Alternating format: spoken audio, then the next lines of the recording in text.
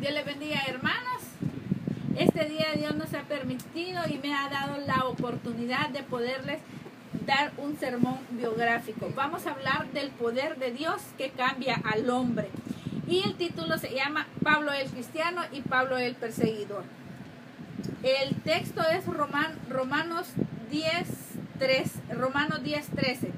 Como podemos ver, hermanos, la palabra de Dios, hermanos, la leemos en el nombre del Padre, del Hijo y del Espíritu Santo.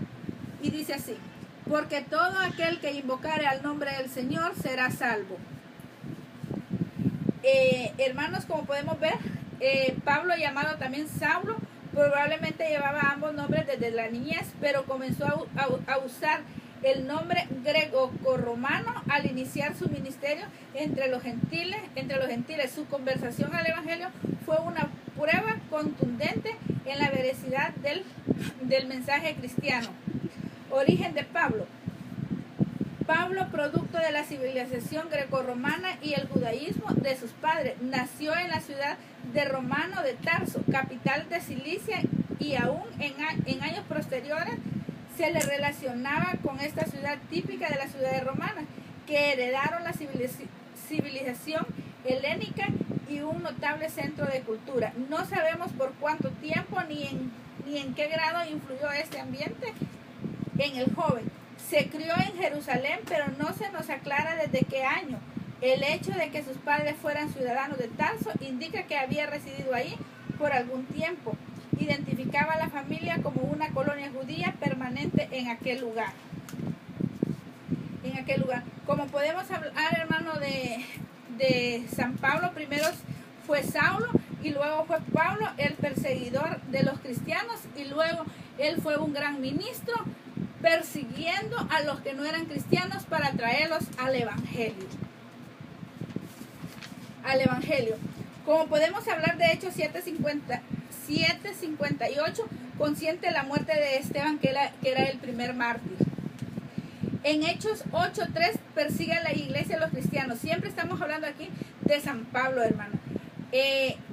San Pablo perseguía primero a los cristianos, pero luego, hermano, en Hechos 9:1-19, perseguidor de la iglesia, se convierte en Damasco en uno de los grandes, podemos hablar, evangelistas, en uno de los grandes aquellos servidores. Como podemos ver hoy en día, hermano, hay muchos evangelistas. Dios ha levantado tanto ministro, hermano, como podemos ver que desde que se acerca a alguien, hablarle de lo que es la palabra de Dios. Y lo mismo hacía Pablo. Empezó a perseguir a los que no eran cristianos para traerlos a la iglesia.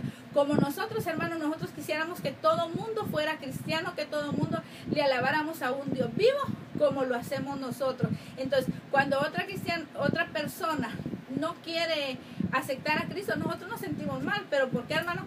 Porque nosotros queremos que ellos sientan el gozo, queremos que ellos sientan la victoria que nosotros sentimos.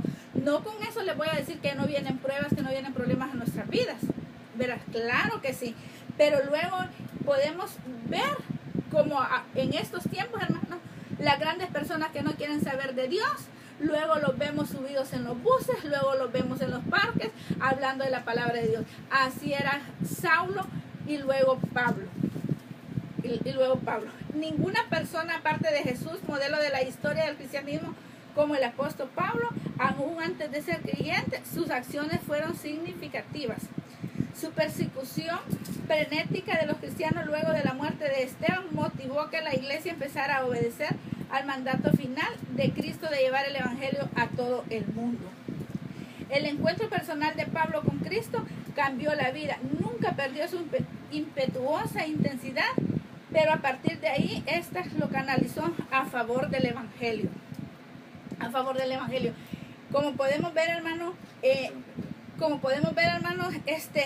Pablo se volvió a Cristo y él quería que todas las personas fueran cristianas también, hermano. Así es que esta es la enseñanza, este es el sermón biográfico que Dios me ha regalado, hermano, para que miremos la conversión, quién era Pablo y en quién terminó. Que Dios le bendiga.